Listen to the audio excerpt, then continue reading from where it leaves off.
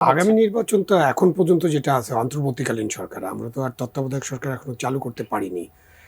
বাতিল হওয়ার কারণে এই সরকারের প্রতি যদি জনগণের আস্থা না থাকে, বিশেষত রাজনৈতিক দলগুলো যদি মনে করে যে এই সরকারের অধীনে কোনো নির্বাচন নিরপেক্ষভাবে হবে না, এরকম একটা কথাবার্তা অলরেডি বাজারে আছে এবং আলাপ আলোচনা চলছে। যেহেতু বর্তমান অন্তর্বর্তীকালীন সরকারের কিছু উপদেষ্টা তারা নতুন রাজনৈতিক দল করছেন এবং তারা হয়তো রেজিগনেশন দিবেন। তারা কেন অন্তর্বর্তীকালীন সরকারে যোগ দিলেন সেটাও একটা প্রশ্ন উঠবে।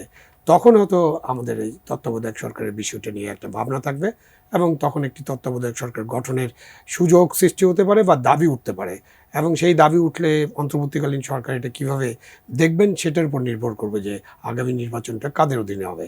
এখন পর্যন্ত যে নির্বাচনী ডামাডোল আছে বা যে নির্বাচনী চিন্তা চেতনা, সেটা অন্তর্বর্তীকালীন সরকারের মাধ্যমেই হতে যাচ্ছে বা হতে হবে, এরকমটাই বোঝা যাচ্ছে।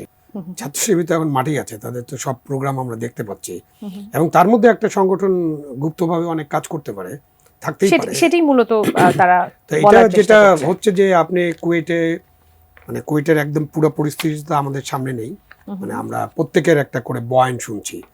এখানে বেসিক কি? বেসিক হচ্ছে যে আপনার ছাত্র যারা আছেন, মানে ছাত্রদের রাজনীতি, সেটা আমরা নিষিদ্ধ করতে চাই কিনা বা ছাত্র রাজনীতি থাকবে কিনা, এটা একটা মৌলিক পয়েন্ট এবং এটা নিয়ে অনেক আলাপ আলোচনা হতে পারে। বাট আমাকে যখন আপনি জিজ্ঞাসা করবেন, আমি তো বলবো ছাত্র রাজনীতি নিষিদ্ধ করার কোনো প্রয়োজন নাই। আপনি 18 বছর বয়সে মানুষ ভোটার হয়, আপনি সেটা 17 বছর করার একটা চিন্তাভাবনা আছে এবং এটা আমাদের প্রধান উপদেষ্টা নিজেই বলেছিলেন যে ভোটারের বয়সটা 17 বছর করা যায় কিনা। একনল হ্যান্ড ওয়াশ 100% প্যারাবেন ফ্রি, তাই নিরাপদ হাতের জন্য আস্থা রাখুন একনলে। তাহলে আমাদের যে কলেজ বিশ্ববিদ্যালয়ে যে ছাত্ররা ইন্টারমিডিয়েট পাশ করে যারা আছেন, অধিকাংশ সেই সব ছাত্র, তো তারা তো ভোট দেবেন, ভোটের রাজনীতির সাথে তারা অলরেডি যুক্ত। সুতরাং আপনি ছাত্র রাজনীতিটা কিভাবে নিষিদ্ধ করে দেবেন? যেটা আছে আমাদের যে ছাত্র যে সংগঠনগুলো, সেটা কারো লেজুর ভিত্তি করবে না।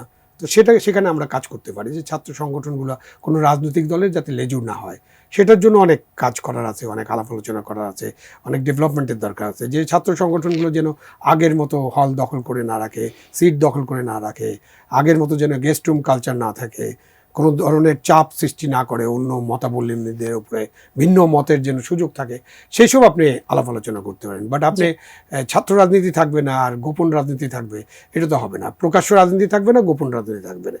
তো গোপন রাজনীতি তো ছিলই। আপনি যখন তাদের দল নিষিদ্ধ ছিল, শিবির বা জামাতে ইসলাম যখন নিষিদ্ধ, এমনকি হিজবুত তাহরির এখনও নিষিদ্ধ, তো আপনি দেখেন না হিজবুত তাহরিরের তো অনেক কাজ আমরা দেখছি। রাস্তায় মিছিল হয়, মিছিলের মধ্যে বিশাল পতাকা থাকে, তারা বিভিন্ন জায়গায় পোস্টার মারছেন। তো আমরা তাদেরকে গোপনে সংগঠিত হয়ে প্রকাশ্যে কাজ করতেও দেখি। সুতরাং এইখানে আমাদের সিদ্ধান্ত নিতে হবে যে আমাদের ছাত্র সংগঠনগুলো কিভাবে কাজ করবে এবং ছাত্র সংগঠনগুলো স্বাধীনভাবে যাতে কাজ করতে পারে।